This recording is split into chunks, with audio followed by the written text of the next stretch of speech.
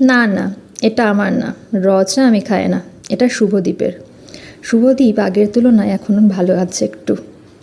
যাই হোক, এটা আমার বোন রিমা আর ভাই রনি, যাদের বিয়ের ভিডিও আমি অনেক পোস্ট করেছি আর খুব মজা করেছি, তারা পুরী থেকে এনে দিয়েছে।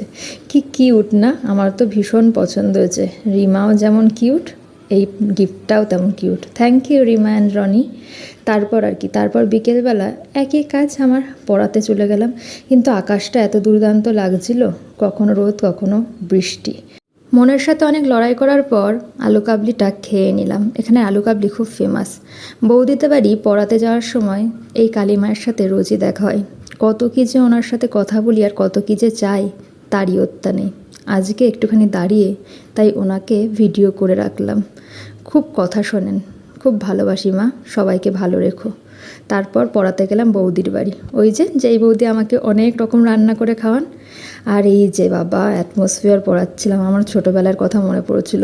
মা কতভাবে বোঝাতেন আর আমি এইগুলো ছবি আঁকতাম, ভীষণ ভালো লাগতো। আর এই দেখুন যে বললাম প্রচুর খাওয়াই, এটা কিন্তু দাদা রেঁধেছেন, দেশি মাংস তাও লেমন চিকেন, দেশি আমার ফেভারিট, খুব সুন্দর হয়েছিল। তারপর সীমন্তিনীকে আমি একটুখানি আঁকা দেখাচ্ছিলাম, যদিও আমি খুব পটু নই, ওই আর কি যেটুকু পারি সেইটুকুই শেখানোর চেষ্টা করছিলাম, যে কিভাবে কোন দিক থেকে দাগ দেওয়া হবে। আমার এইগুলো করতে খুব ভালো লাগে। কোনো দিনও আঁকা শিখিনি, বাট পড়াশোনার যে আঁকা ওগুলো জানি না আমি কি করে পারতাম।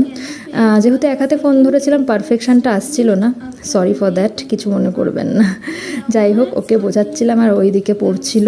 রাত 9:30টার সময় আবার যেতে হলো ওই বাড়ি। মা শুভদীপের জন্য চিকেন স্টু করেছিল, সেটা নিয়েই বাড়ি ফিরলাম। আজকের ব্লগ এইটুকুই। যদি ভালো লাগে পাশে থাকবেন, সাথে থাকবেন। Thank you.